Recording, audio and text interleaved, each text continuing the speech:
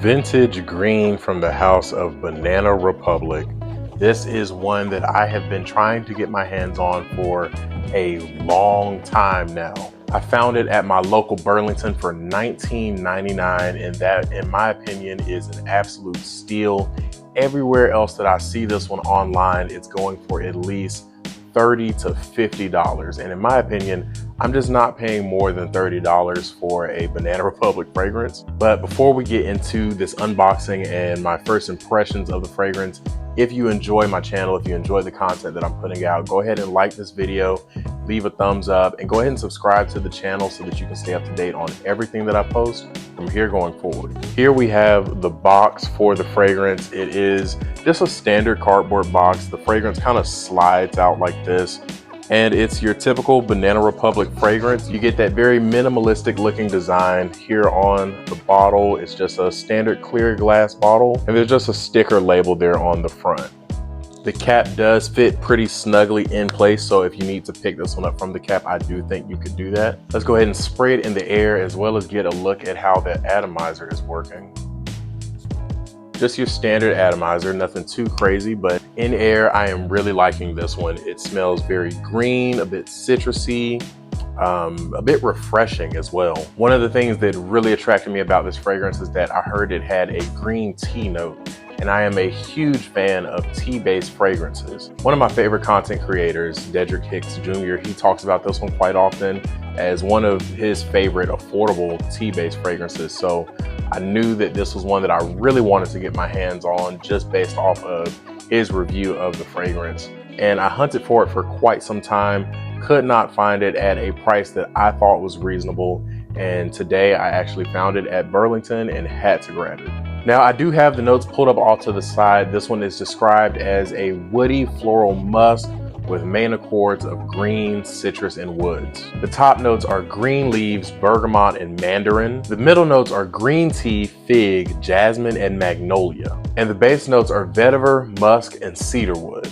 I'm gonna spray this one on skin just so I can get a better sense of how it's actually performing off of me. But definitely in the air, I was really enjoying this one. Off of my skin, I'm getting a lot of those green vibes. This is definitely a very green fragrance. So if you're not a fan of green fragrances, this is one that you may want to avoid. But if you do like green style fragrances, this is definitely one to look at. I'm also getting a lot of that citrus nature up top from that mandarin and that bergamot. It's coming across very bright in the opening. Behind all of that, there is a very, very slight sweetness that I'm getting. And when I say slight, I mean it is minuscule, and I think that's coming from that fig note. And all of that is wrapped in this somewhat of a calming green tea vibe. That's one of the things that I absolutely love about green tea notes. In my experience, they usually have a very calming aura about them. There's just something very relaxing about fragrances that feature the note of green tea. And this one is definitely falling in line with that pattern. Now, behind all that, there is a bit of a dry, earthy nature to the fragrance, and I think that's coming from that vetiver and that cedarwood. And the musk is giving it like a slight bit of cleanliness to the fragrance as well. This is definitely a fresh, bright, clean smelling scent. This is one that I think can be worn very easily for a lot of occasions. As I always say on the channel, there is never a bad time to smell clean. This is definitely another one of those fragrances that falls into that clean style category. Now, it does not in any way smell like soap or anything like that, but it does smell very fresh, very inviting, very clean. Now, as far as when and where I think this one could be worn, this one is leaning very heavy on those spring kind of vibes. So this is one that I think I would reserve probably for the springtime, maybe early summer, maybe even through summer. Not one that I really would reach for in the fall or the winter time. So unfortunately, I'm picking this one up at the absolute worst time, but I'm happy to have it in the collection. I'm definitely looking forward to reaching for it when the weather does begin to warm back up in the coming months. As far as who I could see wearing this one is very much a unisex fragrance in my opinion. I think a man could wear this one. I think a woman could wear this one. There's not really anything about it that's leaning towards one side or the other. In addition to its versatility with gender, I think that it's also very versatile in terms of age range. I don't think that this is a fragrance that any particular age group would avoid. I think that a young man who maybe is like in high school or in college could easily wear vintage green, but I also think that a grown man who's out here in the working adult world can easily pull this one off, can wear this one to work, can wear it to the gym, can wear it for a variety of occasions. This one is a very highly versatile scent.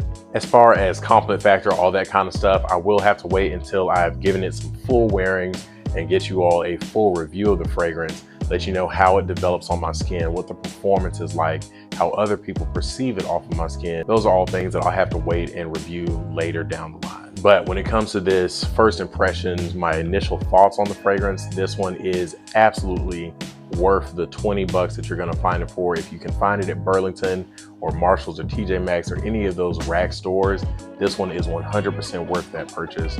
Honestly, I would go so far to say, just based off of that initial impression, I would pay upwards towards 30 bucks for this one, but I don't think I'd go too much further past that. Unfortunately, since we are entering the fall, I don't know how much wear I'm going to get out of this one before the weather begins to get a little too cold for this style of DNA for me, but I definitely do plan to wear it maybe to work, maybe to the gym, and start testing it out here and there. But that is going to be it for this quick unboxing and first impression of Vintage Green from the house of Banana Republic.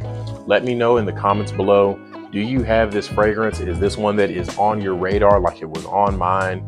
Drop a comment down below. I love to get a conversation rolling. I know this is one that I was really looking forward to getting my nose on, and so far it has not disappointed me. I am really enjoying the scent of 78 Vintage Green. As always, if you made it this far into the video, I'd like to say thank you so much for watching. Don't forget to like, comment, and subscribe. Those things do a lot to support my channel. And until next time, peace. Now, I do have the note.